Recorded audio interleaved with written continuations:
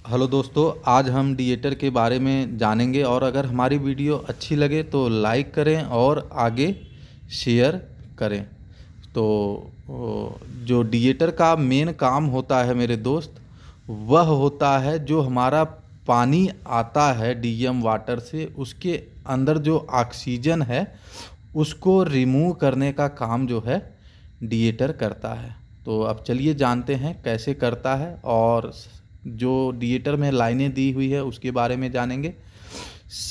यहाँ पे मेरे दोस्त दिया हुआ है डीएम स्टोरेज वाटर टैंक, और यहाँ से एक लाइन लिया हुआ है और इस लाइन को बोलते हैं ट्रांसफ़र सेक्शन लाइन। और यहाँ पे एक सेक्शन वाल दिया हुआ है, यहाँ पे जो दिया हुआ है ट्रांसफ़र सेक्शन लाइन, और यहाँ पे एक डिस्चार्ज लाइन दिया हुआ है, यहाँ पे एक डिस्चार्ज वाल दिया हुआ है। तो सेक्शन वाल और डिस्चार्ज वाल ओपन करके इस ट्रांसफ़र पंप को चला के स्टोरेज टैंक के पानी को जो है जिस लाइन के माध्यम से डिएटर के अंदर भेजा जाता है उस लाइन को जो है मेकअप वाटर लाइन बोलते हैं। और उसके बाद यहाँ पे एक वाल लगा हुआ है, इस वाल को जो है लेवल कंट्रोल वाल बोलते हैं। ये डिएटर के लेवल को कंट्रोल करता है, पानी के को कितना भेजना है उस हिसाब से, कितना परसेंट भेजना है उस हिसाब से जो है ये वाल ओपन और क्लोज होता है। उसके बाद मेरे दोस्त यहाँ पे एक दिया हुआ है कंडेंसेड रिटर्न वाटर लाइन। यह जो हमारा कंडेंसेड वाटर होता है एक टरबाइन होता है, टरबाइन के लास्ट पोजीशन में हाई प्रेशर टरबाइन, बीच का टरबाइन होता है इंटरमीडिएट टरबाइन, उसके बाद होता है लो प्रेशर टरबाइन, लास्ट में जो ब्लीड होता है वहाँ से एक वहाँ पे जो है कंडेंसर लगा होता है स्टीम को कंडेंस करने के लिए। एसीडब्ल्यू पंप के माध्यम से पानी जो है उसके अंदर कंडेंसर के अंदर भेजा जाता है ट्यूबों में, और बाहर जो है स्टीम आता है। तो उस पानी जो ठंडा पानी जा रहा है ऑक्सिलरी कूलिंग वाटर के माध्यम से, उसके माध्यम से हमारा स्टीम जो है ठंडा होकर पानी में कन्वर्ट हो जाता है, और हार्ट वेल का लेवल मेंटेन करके जितना लेवल मेंटेन करना है उतना मेंटेन करके बाकी जो पानी बच जाता है कंडेंसेड वह गर्म होता है, और वो जो है डिएटर की एफिशिएंसी भी बढ़ाता है और बॉयलर की भी एफिशिएंसी बढ़ाने का काम करता है। तो उस पानी को इस लाइन के माध्यम से डिएटर के अंदर हम ले लेते हैं। उसके बाद मेरे दोस्त यहाँ पे आप देख सकते हो एक नोजल दिया हुआ है, इसको बोलते हैं स्प्रे नोजल। जो हमारा ये पानी आ रहा है इस पानी को जो है स्प्रे करने का काम करता है। और यहाँ पे आप देख रहे हो ऐसे ट्रे सा लगा हुआ है, इसको हम बोलते हैं परफोरेटेड ट्रे, और इसमें ये जो छोटे छोटे छिद्र की तरह दिख रहा है ये होल्स हैं इस ट्रे के अंदर। इसका काम ये होता है पानी को जो है झरने की तरह एक ट्रे से दूसरे ट्रे से तीसरे ट्रे में पहुंचाना, और पूरा फैल के पानी जो है हमारा नीचे वर्टिकल, ये हमारा वर्टिकल ड्रम है, वर्टिकल ड्रम से हॉरिजेंटल ड्रम के अंदर आता है। तो चलिए जानते हैं कि ऑक्सीजन कैसे इसके अंदर से, पानी के अंदर से कैसे रिमूव करेंगे। यहाँ से एक एलपी हेडर होता है, ये लाइन आप देख रहे हैं, ये जाके जो है एलपी हेडर से कनेक्ट है। ये मान लो एलपी हेडर है, इसमें लो प्रेशर का स्टीम होता है।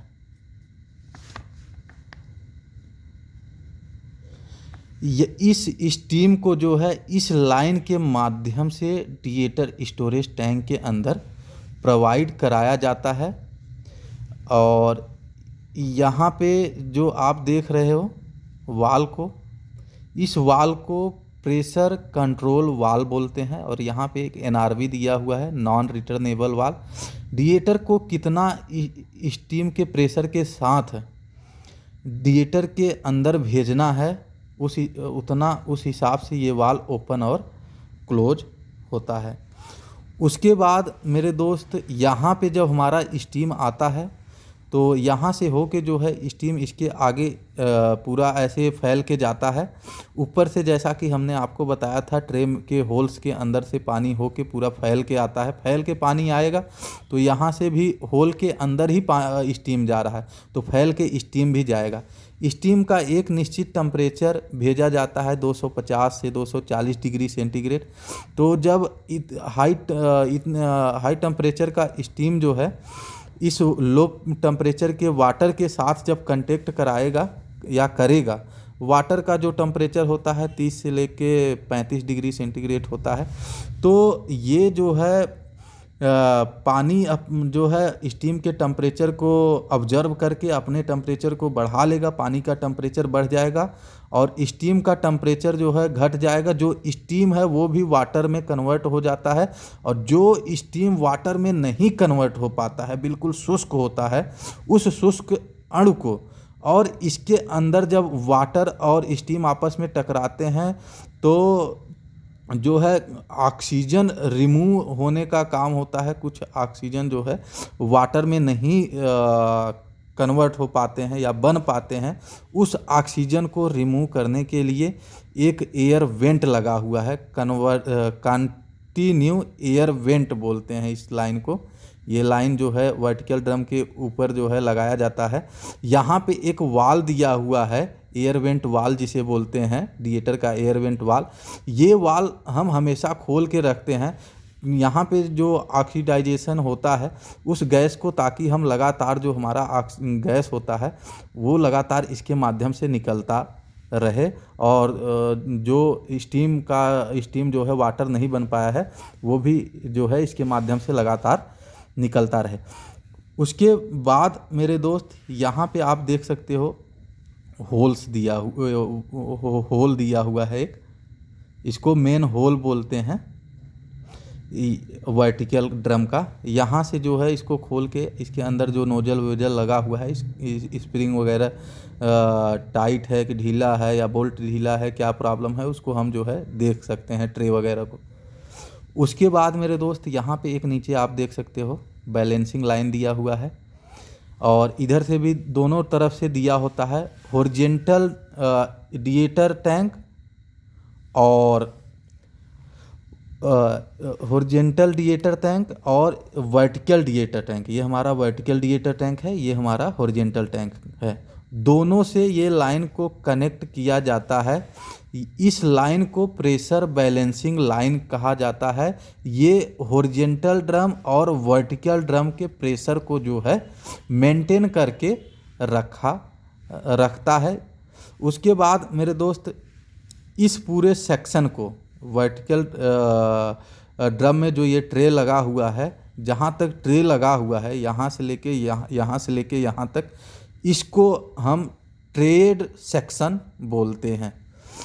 उसके बाद मेरे दोस्त आप देख सकते हैं यहाँ पे एक लाइन आया हुआ है, ध्यान से देखना। इस लाइन को जो है एचपी हीटर स्टीम लाइन बोलते हैं। ये जो है एचपी हीटर से जो है स्टीम को जो है स्टोरेज टैंक के अंदर प्रोवाइड कराया जाता है। होता क्या है मेरे दोस्त, एक होता है एचपी हीटर, टरबाइन से स्टीम को ब्लीड करा के एक तरफ से एचपी हीटर में लेते हैं, एक तरफ से फीड पंप का डिस्चार्ज पानी जो होता है वो एचपी हीटर के अंदर ऐसे ट्यूब लगा होता है, ट्यूब के अंदर जाएगा और इधर से स्टीम आएगा। इस पे जो है बफल प्लेट लगा होता है, बफल प्लेट से होके स्टीम गुजरेगा और यहाँ से होके इस ट्यूबों से होके गुजरेगा। तो जो स्टीम कंडेंस हो जाता है, एचपी हीटर के अंदर ट्यूब होता है, ट्यूब के बाहर जो है स्टीम होता है। तो जो स्टीम इस ट्यूब के कांटेक्ट में आके वाटर बन जाता है, उसको भी डिएटर के अंदर देते हैं। वो लाइन आपको दिखाएंगे। और होता क्या है, यहाँ पे जो स्टीम आया टरबाइन से ब्लीड करा के, वो स्टीम वाटर में नहीं कन्वर्ट हो पाता है कुछ स्टीम, उस स्टीम को भी जो है डिएटर में देते हैं। तो यहाँ पे जो दिया हुआ है वो एचपी हीटर या एलपी हीटर से ब्लीड करा ओपन करके स्टीम को जो है, जो स्टीम वाटर में नहीं कन्वर्ट हो पाया है उस लाइन को दिखाया गया है, वो स्टीम जो है स्टोरेज टैंक के अंदर प्रोवाइड करा दिया गया है। उसके बाद यही स्टीम जो है एचपी हीटर में गया और जो डिस्चार्ज फीड पंप के डिस्चार्ज पानी जो है एचपी हीटर के ट्यूब के अंदर जा रहा है, उस पानी को गर्म करने के बाद वाटर में कन्वर्ट हो गया। उस वाटर को वेस्ट ना करके, क्योंकि वह उस वाटर में भी टेम्परेचर होता है, उस वाटर को भी डिएटर के अंदर यूज करने के लिए एक लाइन यहाँ से भी दे देते हैं डिएटर स्टोरेज टैंक में, वह वाटर भी स्टोरेज टैंक के अंदर आ जाता है। तो यहाँ पे HP LP heater condensed water inlet line दर्शाया गया है, लिखा गया है। उसके बाद मेरे दोस्त एक लाइन आप देखेंगे यहाँ पे, जो लो प्रेशर का स्टीम होता है जिसका टेम्परेचर 200 से 150 डिग्री सेंटीग्रेड तक होता है, उस लाइन में जो है एक ब्लीड करा के लाइन लिया जाता है और उस लाइन को जो है पूरे स्टोरेज डिएटर स्टोरेज टैंक के अंदर प्रोवाइड कराया जाता है। और उस लाइन में आप देख सकते हैं हर एक एक फीट पे जो है होल्स दिया हुआ है। ये जो है पूरे जब हम डिएटर को चार्ज करते हैं उस समय हम डायरेक्ट स्टीम को स्टोरेज टैंक में न देने के बजाय इस ब्लीड करा के पहले वाटर के टेम्परेचर को 100 से लेके 104-5 डिग्री सेंटीग्रेड जितना बढ़ाना है बढ़ा लेते हैं इस लाइन के माध्यम से, इस वाल को ओपन करके। जब इसका टेम्परेचर डिएटर स्टोरेज टैंक के अंदर जो वाटर है उसका टेम्परेचर बढ़ जाता है तो इस वाल को बंद करके फिर डायरेक्ट पानी जो है इस लाइन के माध्यम से, लो प्रेशर स्टीम लाइन के माध्यम से डायरेक्ट जो है डिएटर स्टोरेज टैंक को देके और जो है गैस को रिमूव करने का काम जो है डीगैसिफिकेशन का काम शुरू कर देते हैं। उसके बाद मेरे दोस्त यहाँ पे ये देख रहे हो, ये क्लैंप लगा हुआ है। इस लाइन को पूरी तरह से क्लोज रखने के लिए डिएटर स्टोरेज टैंक से अटैच करता है ये क्लैंप, यू क्लैंप होता है, यू टाइप का। ये इस लाइन को जो है बांध के रखता है। और उसके बाद मेरे दोस्त यहाँ पे आप देख रहे हो एक टेम्परेचर गेज लगा हुआ है, जो मैनुअली हम डिएटर के अंदर टेम्परेचर को अगर देखना है तो इस गेज के माध्यम से जो है टेम्परेचर को देख सकते हैं। उसके बाद यहाँ पे आप देख सकते हो एक प्रेशर गेज दिया हुआ है, इससे हम मैनुअली जो है डिएटर का कितना प्रेशर है उस प्रेशर को देख सकते हैं। उसके बाद मेरे दोस्त एक चीज़ और समझेंगे, यहाँ पे दिया हुआ है ओवरफ्लो लाइन, ये लाइन ओवरफ्लो लाइन है और यहाँ पे दिया हुआ है ओवरफ्लो ट्रैप। होता क्या है मेरे दोस्त, जब डिएटर का लेवल पूरी तरह से हाई हो जाता है, भर जाता है ये, तो डिएटर के लेवल को डाउन करने के लिए, क्योंकि अगर लेवल हाई हो जाएगा तो यहाँ पे डीऑक्सीडाइजेशन नहीं हो पाएगा, ड्यूरेशन का काम नहीं हो पाएगा, ऑक्सीजन रिमूव नहीं होगा, क्योंकि ये पूरी तरह से भरा रहेगा तो स्टीम और वाटर का कांटेक्ट नहीं हो पाएगा। तो इसीलिए मेरे दोस्त इस ओवरफ्लो लाइन का जो है प्रयोग किया गया है कि डिएटर स्टोरेज टैंक में जैसे ही पानी का लेवल हाई हो तो इसके माध्यम से जो है पानी ड्रेन हो जाए और यहाँ से ड्रेन होके कहीं कहीं अगर इसको वेस्ट नहीं करना है, कहीं फ्लैश टैंक में भेज देते हैं, कहीं कहीं डिएटर के नीचे ही एक स्टोरेज टैंक दे देंगे, वहाँ पे जो है पानी को स्टोर कर लेते हैं। और यहाँ पे ओवरफ्लो ट्रैप दिया हुआ है, ओवरफ्लो को ट्रैप करने के लिए। अब होता क्या है मेरे दोस्त, जब ये डिएटर स्टोरेज टैंक पूरी तरह से जब भर जाता है और उसके बाद जब अचानक में यहाँ से खाली हो जाता है और जितना डिएटर लेवल मेंटेन करना है उतना अगर मेंटेन हो जाता है, जैसे 60% 70%, तो होता क्या है यहाँ खाली स्थान में वैक्यूम क्रिएट हो जाता है। अब वैक्यूम क्रिएट हो जाता है तो उसको भी निकालने के लिए एक डिवाइस की ज़रूरत पड़ती है जिसे हम यहाँ पे लगा रखें। आप देख सकते हो इस डिवाइस को जो है वैक्यूम ब्रेकर बोलते हैं या वैक्यूम रिलीफ वाल्व भी बोल देते हैं। अब वैक्यूम क्या होता है, जो निगेटिव प्रेशर इसके अंदर जो क्रिएट हो जाता है, होता क्या है, वो बाहर के एयर को खींचने की कोशिश करेगा।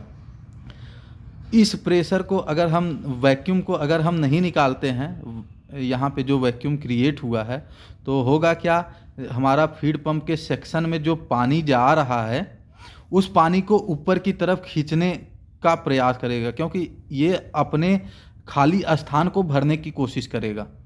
तो यहाँ का सेक्शन प्रेशर भी कम हो सकता है। तो ऐसा ना हो, यहाँ पे वैक्यूम क्रिएट ना हो, उसके लिए जो है यहाँ पे वैक्यूम ब्रेकर का प्रयोग किया गया है, वैक्यूम रिलीफ वाल्व का प्रयोग किया गया है। एक चीज़ और कभी कभी होता है कि अपना जो एलपी हेडर से जो स्टीम लेते हैं वो ज़्यादा अगर ओपन कर देते हैं, उसकी वजह से डिएटर लेवल हाई हो जाता है, अचानक में लो होगा तो उसकी वजह से भी वैक्यूम क्रिएट हो जाता है। उस वैक्यूम को भी रिलीव करने के लिए वैक्यूम ब्रेकर का प्रयोग किया गया है। उसके बाद ये आगे आप देख सकते हैं मेरे दोस्त, प्रेशर रिलीफ वाल्व का प्रयोग किया गया है। प्रेशर रिलीफ वाल्व, जब डिएटर का एक डिजाइन प्रेशर होता है, एक मैक्सिमम प्रेशर होता है, एक हाइड्रोलिक प्रेशर होता है और एक वर्किंग प्रेशर होता है। तो जो वर्किंग प्रेशर होता है उससे अगर ज़्यादा प्रेशर हो रहा है और एक डिजाइन प्रेशर होता है, रिलीफ वाल्व सेट होता है कि इतना प्रेशर होगा तो ये रिलीफ वाल्व जो है ओपन हो जाएगा। तो ये रिलीफ वाल्व क्या काम करेगा, जैसे ही जितने प्रेशर पे होना चाहिए डिएटर को, उससे अगर ज़्यादा हो रहा है तो ये प्रेशर को जो है रिलीफ करने का काम प्रेशर रिलीफ वाल्व जो है करता है। उसके बाद मेरे दोस्त आप देख सकते हैं यहाँ पे एक दिया हुआ है कंडेंसेट पोर्ट दिया हुआ है, इससे जो है कनेक्ट कराते हैं प्रेशर ट्रांसमीटर को। प्रेशर ट्रांसमीटर क्या काम करता है, वो प्रेशर भी दिखाएगा और डीसीएस में भी देखने के लिए, डिस्ट्रीब्यूशन कंट्रोलिंग सिस्टम में भी प्रेशर को जो है डिएटर के अंदर कितना प्रेशर है देख सकते हैं। यहाँ पे इसके आगे एक लगा हुआ है थर्मोकपल और थर्मो ब्लॉक वगैरह लगा के, यहाँ से एक तार को ले जाके जो है डिएटर से कनेक्ट कराते हैं इसके अंदर जो टेम्परेचर है उसको देखने के लिए। और यहाँ पे temperature gauge, pressure gauge manually लगा रखे हैं इसका प्रेशर और टेम्परेचर को देखने के लिए। उसके बाद मेरे दोस्त यहाँ पे आप एक देख रहे हो, ये क्रॉस की तरह दिख रहा है यहाँ पे, जैसा कि यहाँ पे आप देख सकते हैं, इसको बोलते हैं वर्टेक्स ब्रेकर। होता क्या है मेरे दोस्त, अगर इसको ना लगाएं तो पानी जो सेक्शन में डायरेक्ट जाएगा उसमें एक भंवर साइक्लोन टाइप में बना लेगा और वो पानी जो है भंवर की तरह भंवर गठन या बनाएगा। तो वो होल्स अंदर, मतलब पानी जाएगा, होल भी रहेगा पानी के अंदर, तो पानी प्रॉपर मात्रा में जो है सेक्शन के अंदर नहीं जा पाएगा, जिससे फीड पंप में प्रॉब्लम हो सकता है।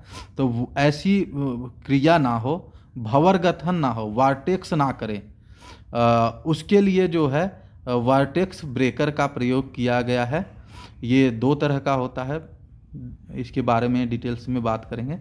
उसके बाद मेरे दोस्त आप यहाँ पे एक चीज़ और देख सकते हैं, ये छोटा सा लगा रखे हैं, इसको बताए हैं आपको कि ये है डिएटर लो लिमिट स्विच। ये डिएटर के अंदर जो लो का अलार्म आता है ना, जब डिएटर का लेवल लो होने लगेगा तो ये लिमिट स्विच जो है अपने आप बताने लगेगा कि डिएटर लेवल लो हो रहा है और फीड पंप को भी ज़्यादा लो हुआ तो ट्रिप कर देगा, तो ये करवा देगा।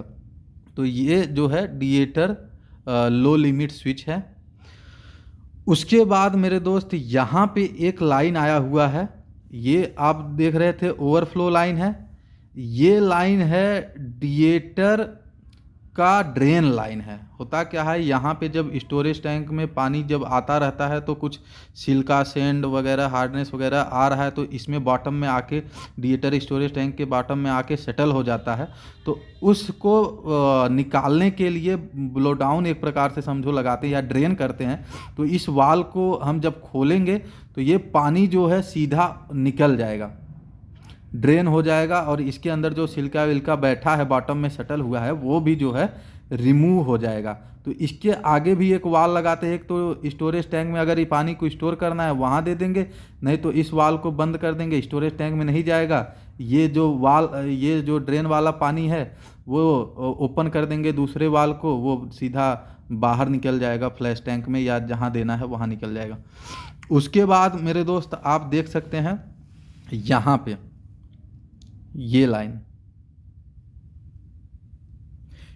ये इस लाइन को बोलते हैं ऑटोमेटिक रीसर्कुलेशन लाइन। इसका काम क्या होता है मेरे दोस्त? इसका काम होता है, जो हमारा फीड पंप जब हम चलाते हैं तो उसका 20% से लेके 25% पानी स्टार्टिंग में जब रन करते हैं तो वो एकदम से प्रेशर फीड पंप नहीं बनाता, तो डायरेक्ट स्टीम ड्रम के अंदर पानी नहीं पहुंचा पाएगा, और अगर पहुंचाने की कोशिश करेंगे तो वो पानी छोड़ देगा या बैक मार सकता है। तो वो जब स्टार्ट करते हैं फीड पंप को तो उसका 25% पानी जो है लगातार डिएटर के अंदर आएगा, और ये फीड पंप के सेक्शन में जाके और डाउन कमर लाइन के माध्यम से, डिएटर के डाउन कमर लाइन के माध्यम से फिर डिस्चार्ज में जाके फिर ऑटोमेटिक रीसर्कुलेशन लाइन के माध्यम से पानी आता रहेगा।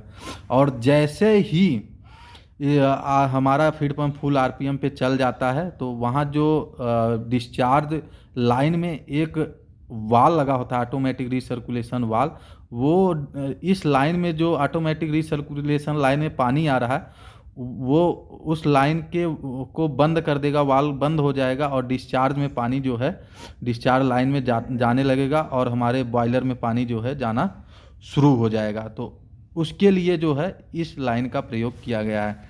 उसके नीचे दिया हुआ है मेरे दोस्त बैलेंसिंग लाइन, ये है बैलेंसिंग लाइन। इसका काम क्या होता है? फीड पंप के इम्पेलर वगैरह जो भी है उसको बैलेंस करने के लिए बैलेंसिंग लाइन का प्रयोग किया जाता है।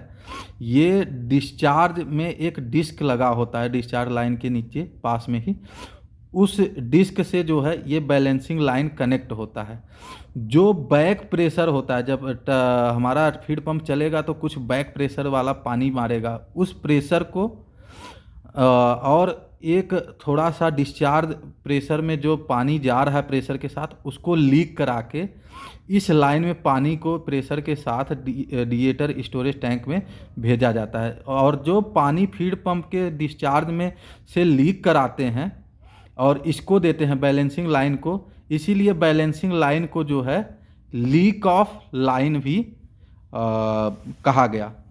उसके बाद यहाँ पे एक नीचे लाइन दिया हुआ है प्रोसेस रिटर्न वाटर लाइन। होता क्या है मेरे दोस्त, इसमें जो प्रोसेस को स्टीम जाता है वो जब कंडेंस हो जाता है कुछ तो वो पानी का टेम्परेचर हाई रहता है, गर्म रहता है वो पानी, तो उसको फिल्टर करके वापस जो है इसी के लाइन के माध्यम से डिएटर के अंदर ले लेते हैं। उसके बाद यहाँ पे आप देख सकते हो ये दिया हुआ है डिएटर स्टोरेज टैंक का मेन होल। इसको ओपन करके इसके अंदर जाके ये जो जितने क्लैंप वगैरह, वर्टेक्स ब्रेकर वगैरह, यहाँ पे जो ओवरफ्लो लाइन वगैरह जितना भी पार्ट्स वगैरह अंदर का दिया है उसको हम देख सकते हैं कि कोई प्रॉब्लम तो नहीं है। तो इसका मेन होल का प्रयोग किया जाता है अंदर जाने के लिए, इसको निरीक्षण होल भी बोला जाता है। उसके बाद मेरे दोस्त यहाँ पे एक लाइन आया हुआ है और यहाँ पे एक लाइन आया हुआ है। ये जो है लाइन यहाँ पे स्टोरेज टैंक के 100% से एक लाइन हम दे दिए हैं, एक लाइन जो है नीचे दे दिए हैं। तो ये जो है एक बीच में गेज ग्लास लगाते हैं जिसको हम ट्यूबलर, अगर ट्यूब टाइप का लगाए हैं ट्यूबलर गेज ग्लास होगा, रिफ्लेक्टिव टाइप का लगाए हैं तो रिफ्लेक्टिव गेज ग्लास होता है, एक लेवल इंडिकेटर टाइप का गेज ग्लास होता है। तो ये ट्यूबलर गेज ग्लास जैसा कि अभी इसमें लगा हुआ है, तो ये क्या काम करेंगे, डिएटर के अंदर स्टोरेज टैंक में कितना पानी है उस लेवल को जो है ये ट्यूबलर गेज ग्लास में mm में लिखा रहेगा, मिलीमीटर ऑफ वाटर कॉलम, वो MMWC भी लिखा रहता है, तो लिखा रहेगा। उससे हम देख के जानेंगे कि स्टोरेज टैंक के अंदर कितना पानी है। उसके बाद मेरे दोस्त यहीं से एक पाइप यहाँ से निकाल लेंगे, एक पाइप यहाँ से निकाल लेंगे और ये दे देंगे फ्लो ट्रांसमीटर को, लेवल ट्रांसमीटर को दे देंगे। और लेवल ट्रांसमीटर जो है डीसीएस में जाके कनेक्ट हो जाएगा डिस्ट्रीब्यूशन कंट्रोलिंग सिस्टम में। वहाँ पे जो है इस स्टोरेज टैंक का जो है लेवल बताएगा। और ध्यान रहे मेरे दोस्त, ये जो एनआरवी है, नॉन रिटर्नेबल वाल्व, ये डिएटर में जो स्टीम इन कर रहा है इसमें भी लगाते हैं, एचपी हीटर का जो स्टीम इन कर रहा है इसमें भी लगाते हैं। इधर जो हमारा बैलेंसिंग लाइन है और ऑटोमेटिक रिसर्कुलेशन लाइन है, सभी में जो है एनआरवी का प्रयोग किया जाता है, नॉन रिटर्नेबल वाल्व का। और ये लाइन जैसा कि आप देख रहे हैं, ये सेक्शन डाउन कमर लाइन है। और डाउन कमर में एक आता है सेक्शन वाल्व, इसको ओपन करके नीचे एक फीड पंप होता है, फीड पंप को जो है पानी प्रोवाइड कराते हैं। एक चीज़ और मेरे दोस्त, इस पूरे डिएटर को हमेशा टॉप में ही क्यों रखते हैं? क्योंकि एक डिजाइन प्रेशर होता है फीड पंप का कि सेक्शन प्रेशर इतना होना चाहिए। तो जितना ऊपर हम डिएटर को ले जाके रखेंगे उतना ज़्यादा जो है सेक्शन प्रेशर बढ़ता है। हर 10 मीटर पे जो है डिएटर का 1 केजी अपने आप जो है प्रेशर बढ़ जाता है सेक्शन का। तो अगर डिएटर का प्रेशर 2 केजी है और आप 10 मीटर पे की ऊंचाई पे अगर डिएटर को ले जाके टांग देते हैं या रख देते हैं, तो फीड पंप का जो सेक्शन प्रेशर है अपने आप 3 केजी के करीब हो जाता है। उसके बाद मेरे दोस्त, जो ये डिएटर ऑक्सीजन कितना रिमूव करता है ये भी थोड़ा सा समझ लेना। ऑक्सीजन जो है 0.007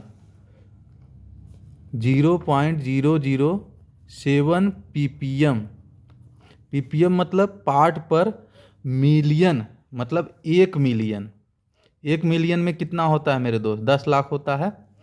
उतना जो है उसका जो है 7वां पार्ट जो है वाटर का जो है रिमूव किया जाता है। उसके बाद मेरे दोस्त एक लाइन और आता है।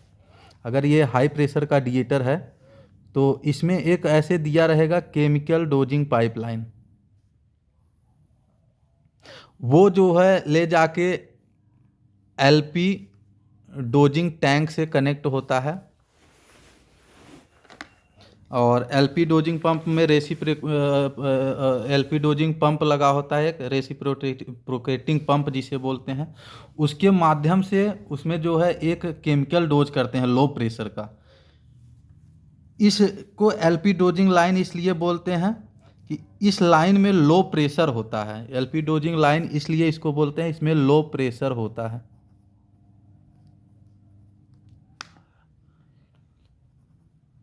इसमें लो प्रेशर होता है, इसलिए इस लाइन को एलपी डोजिंग लाइन बोलते हैं। और इसके अंदर जो केमिकल मेरे दोस्त डोज करते हैं वो डोज करते हैं हाइड्राजिन, जिसको हम N2H4 से डिनोट करते हैं। अब इसको डोज क्यों करते हैं? जो डिएटर के अंदर स्टीम को यहाँ से देने के बाद, यहाँ से वाटर लेने के बाद, वाटर और स्टीम का हीट एक्सचेंज करने के बाद जो ऑक्सीजन रिमूव हो गया, लेकिन कुछ ऐसे ऑक्सीजन है जो रिमूव नहीं हो पा रहे हैं। उसके लिए इस केमिकल को जो है हम N2H4 को डोज कर रहे हैं।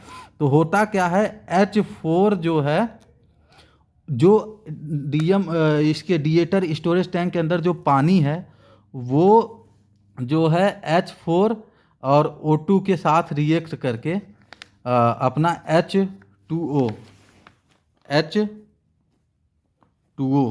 जल में जो है परिवर्तित हो जाता है। H2O मतलब जल जो है, जल का जो pH होता है 7 होता है। वाटर का pH कितना होता है? 7 होता है। तो जल में परिवर्तित हो जाता है, लेकिन जो गैस यहाँ पे अभी भी शुष्क रह जाता है वो और N2 मिल के N2O नाइट्रस ऑक्साइड बना लेते हैं। N2O नाइट्रस ऑक्साइड बना लेते हैं। वो जो है इस एयर वेंट के माध्यम से रिमूव हो जाते हैं। अब उसके बाद थोड़ा सा ये समझ लेते हैं मेरे दोस्त, डिएटर के अंदर हाइड्राजीन और इतना जो है स्टीम और वाटर वगैरह प्रोवाइड करा के अपना ऑक्सीजन को रिमूव किस लिए किया गया, डीगैसिफिकेशन क्यों कराया गया ड्यूरेशन के अंदर? तो इसलिए कराया गया, एक होता है कोर्जन, इसको रिमूव करने के लिए।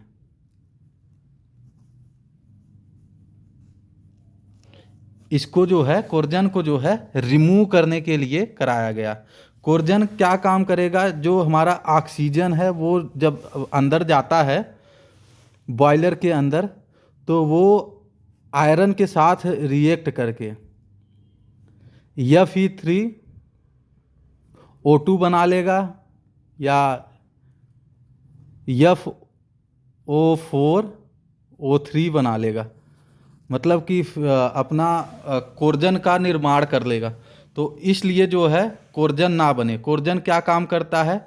जो ट्यूब होता है, कोर्जन का मतलब होता है जंग लगना।